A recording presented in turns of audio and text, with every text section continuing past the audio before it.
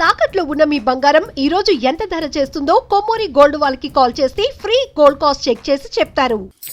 నమస్కారం అండి, సుమన్ టీవీకి స్వాగతం. నేను గీతాంజలి. ప్రస్తుతం మనతో పాటు ప్రముఖ జ్యోతిష పండితులు శ్రీనాథ్ స్వామి గురువు గారు ఉన్నారు. వారితో మాట్లాడదాం. గురుగారు నమస్కారం అండి. నమస్కారం. గురుగారు, శ్రావణ సోమవారం మీ మాటల్లోనే విశేషంగా విన్నాము. శ్రావణ మాసంలో శివారాధన ఎంతో ప్రత్యేకం అని చెప్పి, ఎందుకు అంత విశేషం శ్రావణ మాసంలో? శ్రావణ సోమవారాలు కూడా ఇంకా ప్రత్యేకత ఉందని చెప్పారు కదా, వాటి గురించి వివరిస్తారా? అంటే మన శాస్త్రంలో ఏమని చెప్పబడింది విశేషంగా? ఎందుకు శివయ్యని పూజించాలి ఆ రోజు? ఎందుకు ఆయన రెట్టింపు ఫలితాన్ని, అనుగ్రహాన్ని అందిస్తాడు అప్పుడు పూజ చేస్తే? వివరిస్తారా? శ్రావణ మాసంలో మనకు శివుడికి చాలా ప్రత్యేకం. మనకు కార్తీక మాసం అనేది ఏదైతే ఉందమ్మా, హరిహర మాసంగా చెప్పుకుంటాం. అక్కడ మనం చేయాల్సింది ఏంటి? విష్ణువుకి అనగా వెంకటేశ్వర స్వామి విష్ణువు ఆరాధన చేసుకోవచ్చు, అలాగే శివ ఆరాధన కూడా చేసుకోవచ్చు. కానీ మన వాళ్ళంతా కూడా శివుడికి చేస్తారు కార్తీక మాసం. కానీ శ్రావణ మాసంలో మరి శివుడికి ప్రత్యేకం అని చెప్పాము. శ్రావణ మాసం మరి ఇక్కడ అమ్మవారికి ప్రత్యేకంగా ఇచ్చే ఆరాధనలు చేస్తూ ఉంటారు. కానీ శివుడి ఆరాధన చాలా విశేషం అమ్మ. శివుడి ఆరాధన మనకు శ్రావణ మాసం అంతా ఒక ఎత్తు అయితే, శ్రావణ మాసంలో సోమవారాలు అంతకంటే 100 రెట్లు ఫలితాన్ని ఇస్తున్నాం. అలాంటిది మనకు శ్రావణ సోమవారం. మనకు పూర్వంలో మనకు శ్రావణ మాసం ఏదైతే ఉందమ్మా, శ్రావణ మాసంలో జరిగినటువంటివి చాలా విశేషమైనటువంటివి ఉన్నాయి. ఏమిటండి? మనకు ప్రత్యేకంగా క్షీరసాగర మథనం జరిగింది శ్రావణ మాసంలోనే అని చెప్తాను. అందుకనే ఎగ్జాంపుల్ గా ఒకటి చెప్తున్నాను. అందుకనే అందులో నుంచి వచ్చినటువంటి విషాన్ని స్వీకరించి ఆయన నీలకంఠుడుగా మారాడు, హలాహలాన్ని స్వీకరించి. అలాగే ఆ శ్రావణ మాసంలో అందులో నుంచి వచ్చినటువంటిది లక్ష్మీదేవి కాబట్టి వరలక్ష్మి వ్రతాలు చేసుకుంటున్నాం మనం. అలాగే మనకు ఆ శ్రావణ మాసంలో సోమవారము ప్రత్యేకంగా చేసుకోవడానికి కారణము ఆ యొక్క చంద్రుడి దర్శన భాగ్యం కోసం. ఇలా ఒక్కొక్కటి మనకు శ్రావణ మాసం అనగానే మనకు వరలక్ష్మి వ్రతాలనే కాదు, ఇన్ని విశేషమైనవి. అందులో మనకు గంగాదేవి భువికి దిగి వచ్చిన మాసంగా కూడా శ్రావణ మాసం చెప్పుకుంటాం. మనకు గంగామాత భువికి దిగి వచ్చినటువంటి మాసంగా కూడా శ్రావణ మాసం. ఇలా ఇవన్నీ కూడా ఉన్నాయమ్మా. ఇవన్నీ శ్రావణ మాసాన్ని ఇంకా ప్రత్యేకతను చేస్తుందమ్మా. అందులో శివుడి కోసం ఇంకా విశేషంగా చెప్పుకోవచ్చు. ఎందుకంటే శివుడు ఆ హాలాహలాన్ని స్వీకరించాడు కాబట్టి ఇవన్నీ కూడా విశేషమయ్యాయి అని చెప్పుకోవచ్చు. కాబట్టి మనకు శ్రావణ మాసంలో మొట్టమొదట సోమవారం విశేషంగా. సోమవారం వచ్చేసి మనకు పూర్వము దక్ష ప్రజాపతి, ఆయనకు 27 మంది పుత్రికలు నక్షత్రాలుగా చెప్పుకుంటాం. ఆ నక్షత్రాలన్నింటినీ ఇచ్చి చంద్రుడికి ఇచ్చి వివాహం చేశారు. ఆ చంద్రుడు అందరిలో ఒక్కరిని మాత్రమే ఎక్కువగా ప్రీతిగా చూసేవాడు అంట. మిగతా వాళ్ళని అందరినీ కొద్దిగా తక్కువగా చూసేవాడు. అది తక్కువ ఎక్కువగా అని కాకుండా ప్రీతిగా ఒక్కరిని మాత్రమే చూసేవారని. అది తెలిసినటువంటి దక్ష ప్రజాపతి కోపంతో ఆ చంద్రుడిని శపించాడంట. ఏం శపించాడంటే, నీవు కుష్టి రోగిగాక, అంటే రోగము పాలవుతావు అని చెప్పేసి, నీ యొక్క ఆ అందము ఏదైతే ఉందో ఆ అందము తొలగిపోవాలి, ఆ అందం వల్లనే కదా నువ్వు గర్వపడుతున్నావు, అందం తొలగిపో అనేటట్టుగా శాపం ఇస్తాడు. నీవు దినదినము క్షీణించిపోయి కుష్టి రోగితో బాధపడతావు అన్నట్టుగా శాపం ఇస్తాడు. ఆ శాప ప్రభావం వల్ల మనకు సూర్యుడు ఏదైతే వేడిని ఇస్తాడో ఆ దాన్ని చంద్రుడు చల్లదనాన్ని ఇస్తాడని చెప్తాడు. మరి ఆ చంద్రుడు లేకున్నాడు అనుకో, ఆయన వెలుతురు రాత్రి లేకపోతే కష్టం కదమ్మా, చాలా ఇబ్బంది. మరి అటువంటి సమయంలో ఆ చంద్రుడు క్షీణిస్తూ ఆయన రోగాన్ని బాధపడుతూ ఉంటే, ఇక్కడ లోకాలన్నీ కూడా ఇబ్బందులు పాలవుతున్న సమయంలో బ్రహ్మదేవుడు చెప్తాడు, నీవు వెళ్ళి ప్రభాత క్షేత్రానికి వెళ్ళి అక్కడ శివుడిని ఆరాధించమని చెప్తాడు. భూలోకంలో ప్రభాత క్షేత్రంకి వెళ్ళి అక్కడ శివుడిని ఆరాధించు అని చెప్తాడు. అక్కడికి వచ్చి చంద్రుడ భగవానుడు అక్కడికి వచ్చి ఆ శివుణ్ణి ఆరాధించినటువంటి మాసం ఏదైతే ఉందో అది శ్రావణ మాసం అని చెప్తాడు. శ్రావణ మాసంలో ఆ శివుణ్ణి ఆరాధించాడు. అందులో ప్రత్యేకంగా ఆ భగవంతుడిని ఆరాధన చేయడానికి అభిషేకించి ఆయన గురించి ప్రత్యేకంగా తపస్సు చేసి ఆయన విశేషమైనటువంటి పూజలు చేసి ఆయనను ప్రత్యక్షం చేసుకున్నాడు. ఆ పరమేశ్వరుడు ప్రత్యక్షమై ఆయనకు వరాన్ని ఇస్తాడు. ఆయనకి ఇచ్చినటువంటి వరంలో మొట్టమొదటిది ఏంటంటే, ఆయనకు ఉన్నటువంటి రోగము ఏదైతే ఉందో అది తగ్గుముఖం. అంటే మనకు అమావాస్య తర్వాత వచ్చేటటువంటి పాడ్యం నుండి పౌర్ణమి వరకు ఆ యొక్క చంద్రుడు ఏదైతే ఉన్నాడో పూర్ణ చంద్రుడుగా వస్తాడు, వృద్ధి చెందుతూ వృద్ధి ఉంటాడు రోజు చెందుతూ రోజుకి. ఉంటాడు. అవునండి. తర్వాత పౌర్ణమి తర్వాత వచ్చే పాడ్యం నుంచి అమావాస్య వరకు క్షీణిస్తూ ఉంటాడు. ఉమ్, అంటే ఆయన రోగము కూడా అలాగే అమ్మ.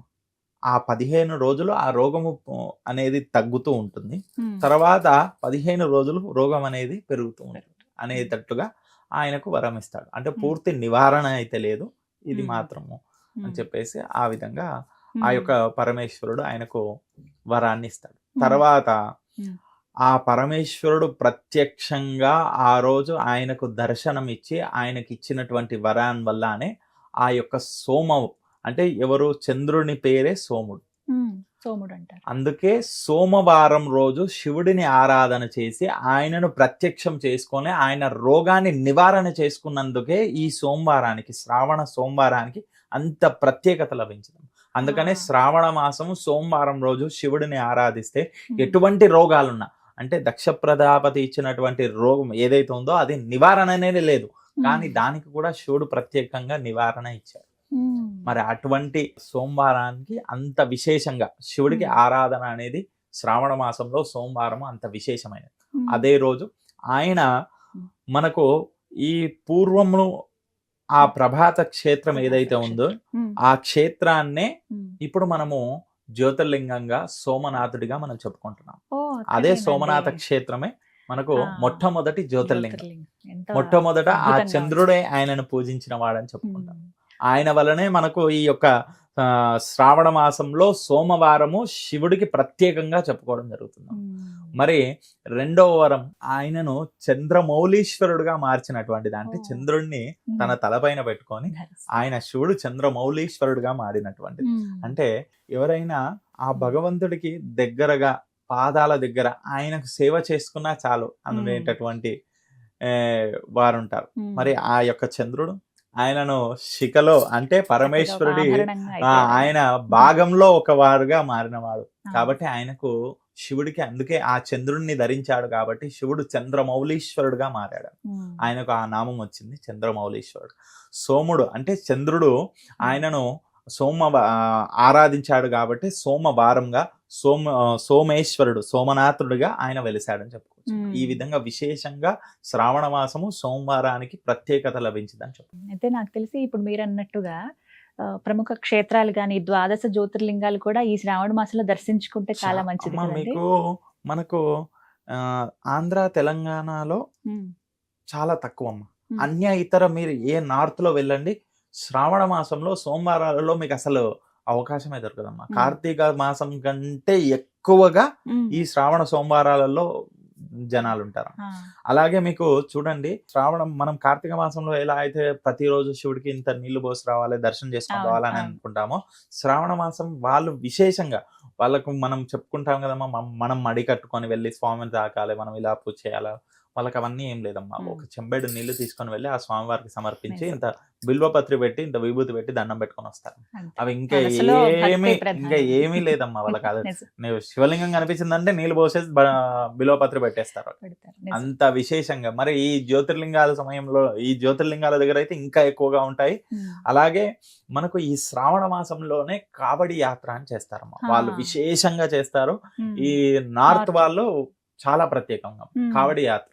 కావడి యాత్ర అంటే దాంట్లో కూడా మనకు శివుడి గురించే చెప్పుకుంటాము. అంటే మనకు శ్రావణ మాసంలోనే హాలాహలాన్ని స్వీకరించాడని చెప్పుకున్నాం ఇంతకు. శివుడికి మనకు క్షీరసాగర మదనం జరిగినప్పుడు అందులో నుంచి ఒక్కొక్కటిగా వస్తా ఉంటే అందులో నుంచి కాలకూట విషం రాగానే మరి ఎవరు స్వీకరిస్తారంటే ఆ పరమేశ్వరుడి వద్దకు వెళ్తారు. పరమేశ్వరుడు ఆ హాలాహలాన్ని స్వీకరించిన తర్వాత ఆ వేడి ఏదైతే ఉందో ఆ వేడి తగ్గడానికి ఏం చేయాలంటే వారికి నీళ్లతో అభిషేకం చేశారు. నీళ్లతో స్వామివారిని అభిషేకిస్తే ఆయనలో ఉన్నటువంటి వేడి అనేది తగ్గింది. ఆ వేడి తగ్గినందుకు ఆయనకు శివుడికి అభిషేకం అంటే జలాభిషేకం అనేది ప్రీతికరంగా మారింది. అయితే ఆ గంగామాత తన శివుడి యొక్క జటాజూటములోకి వచ్చినటువంటిది కూడా ఈ శ్రావణ మాసంగా చెప్పుకుంటాం. గంగామాత ఆ ప్రభావం ఏదైతే ఉందమ్మా, ఆ ఉధృతి భూలోకం పైన పడితే భూమి రెండుగా చీలిపోతుంది. మరి ఏం చేయాలంటే శివుడు నా జటాజూటంలో బంధిస్తానని చెప్పేసి ఆయన జటాజూటంలో బంధించాడు. ఆ జటాజూటంలో బంధించి ఒక చిన్న పాయగా వదిలిపెడతాడట. ఆ జటాజూటంలో బంధించినటువంటి గంగామాత భువికి వచ్చింది కాబట్టి అందుకనే గంగా జలాన్ని వాళ్ళు కొద్దిగా గంగా జలాన్ని ఎందుకు కాదు, వాళ్ళ ఇంట్లో వచ్చే నీళ్ళల్లో పోసేసి వాళ్ళు రెండు కావిడిగా అంటే ఒక కర్రకు అటుపక్క పోకుండా ఇటుపక్క ఒక కుండ పెట్టేసుకొని అందులో నీళ్లు నింపుకొని అది భుజంపై పెట్టుకొని పాదయాత్రగా వెళ్తారు. అంటే కావిడిని తీసుకొని కూడా ఏదో వెహికల్లో వెళ్ళడం అలా కాకుండా వారు పాదయాత్రగా వాళ్ళ పక్కనే ఉన్న దేవాలయం ఎందుకు కాదు, లేదా 100 కిలోమీటర్ల దూరం ఉన్నది ఎందుకు కాదు, వాళ్ళు పాదయాత్రగా ఏ దేవాలయాన్ని అయితే మొక్కుంటారో ఆ దేవాలయానికి వెళ్ళి ఆ నీళ్లను ఆ భగవంతుడికి సమర్పిస్తారు. ఆ భగవంతుడికి ఆ నీళ్లను సమర్పించి ఆ రాత్రంతా కూడా అక్కడనే నిద్ర చేసి ఆ స్వామివారి ఆరాధన నామస్మరణ చేస్తూ అంతసేపు కూడా వాళ్ళు కావడి యాత్ర చేస్తున్నంతసేపు కూడా నామస్మరణ అలాగే పాదరక్షలు లేకుండా వారు పాదయాత్ర చేస్తారు. మీరు ప్రతి పుణ్యక్షేత్రంలో చూడండి, మీకు ఇప్పుడు టీవీలలో కూడా చూపిస్తూ ఉంటారు, కావడి యాత్రలు ప్రతి దేవాలయానికి జరుగుతూ ఉంటాయి. నార్త్ లో అయితే చాలా అత్యధికంగా జరుగుతాయి. అందుకనే విశేషంగా ఈ జలము ఆ స్వామివారికి ఆ హాలాహలాన్ని స్వీకరించిన తర్వాత ఆ వేడి తగ్గడానికి గంగా జలాన్ని పోసారు. అందుకనే జలం వల్లనే ఆయనకు ఉన్నటువంటి వేడి తగ్గింది అని చెప్పేసి శివుడికి అభిషేకం అంటే ప్రీతి అందుకని చెప్పారు. శివుడికి ఏం అవసరం లేదు, ఒక చెంబెడు నీళ్లు పోస్తే చాలా సంతోషిస్తారంటారు. మరి ఎందుకంటే ఆయనకు ఉన్నటువంటి ఆ హాలాహలం యొక్క వేడిని తగ్గడానికి ఆయన నీళ్లు పోస్తే చాలా సంతోషిస్తారు. అందుకనే శివారాధనలో మొట్టమొదట ఏదైనా ప్రత్యేకం ఉందంటే అది జలాభిషేకము అని చెప్పడం జరిగింది. అందుకనే మనకు ఇందులో కూడా శ్రావణ మాసంలో కూడా సోమవారం రోజు జలాభిషేకము చేయడము, శివుడికి అభిషేకము చేయడము అనేది చాలా విశేషమని, అందుకనే శ్రావణ సోమవారాలు విశేషంగా చేసుకోవాలని చెప్పడం జరిగింది. శ్రావణ సోమవారాలు అందులో మనకు వచ్చేటటువంటి ఆర్ద్ర నక్షత్రం కూడా విశేషమే, అలాగే మాస శివరాత్రి కూడా విశేషమే. ఇవి కూడా ప్రతి ఒక్కరు విశేషంగా జరుపుకోవచ్చు ఈ శ్రావణ మాసంలో. పర్వదినాలలో ఇవి రెండు కూడా విశేషమైనటువంటివి కాబట్టి అవి కూడా ఆ రోజులలో కూడా విశేషంగా స్వామివారికి అభిషేకం, మహాన్యాసపూర్వక రుద్రాభిషేకము, లేదా ఇంట్లో దేవాలయంలో ప్రతిరోజు చేస్తున్నాము ఈ రోజు మేము ఇంట్లో చేసుకుంటాం అనేవాళ్ళు మహాశివరాత్రి కానీ ఆర్ద్ర నక్షత్రం కానీ ఈ 2 రోజుల్లో ఇంట్లో శివుడికి అభిషేకం చేసుకోవచ్చు. మరి శ్రావణ మాసము మేము గుళ్ళోకి వెళ్ళి చేస్తాం, మా ఇంట్లో లింగం లేదు అనేవాళ్ళు ఈ శ్రావణ మాసంతోనే మొదలు పెట్టండి. ఇంట్లో ఒక శివలింగాన్ని తెచ్చిపెట్టుకొని ఇంట్లోనే పూజించుకోండి. ప్రత్యేకంగా ఆ స్వామివారి అనుగ్రహం కూడా లభిస్తుంది.